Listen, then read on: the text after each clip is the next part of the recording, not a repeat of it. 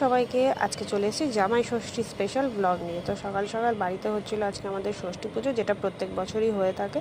তো পুজো মোটামুটি কমপ্লিট। এবার আমরা তিনজনে সাজুগুজু করে রেডি জামাই ষষ্ঠী খেতে চলে যাব।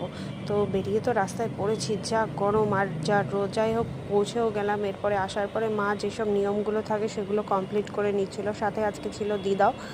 তো প্রথমেই দিয়ে দিচ্ছিলো চন্দনের ফোঁটা, হলুদের ফোঁটা, আরও যেগুলো দেওয়ার থাকে আশীর্বাদ করছিল। তারপরে আমাদের একটা কি দেয়, দুধ গঙ্গা জল মিশিয়ে দুর্বোর সাথে চোখের উপরে বুলিয়ে তারপরে ষষ্ঠী দেয়। যাই হোক, সেগুলো মা করে নিচ্ছিল। করার পরে এবারে দিয়ে দিল ওর হাতে এক থালা ফল। এবারে তারপরে দুজনকে গিফট আদান প্রদান করে নিল। যাই হোক, এরপরে মা আমাকেও দিয়ে দিল ষষ্ঠী। দেওয়া ঠেয়া কমপ্লিট। এইবারে মেন অ্যাট্রাকশন আসছে খাওয়া দাওয়া। মা যে এত কিছু গরমের মধ্যে রান্না করবে সেটা বুঝতেই পারিনি। তো ভিডিওটা কেমন লাগলো তোমরা আমাকে জানিও লাইক কমেন্ট করে।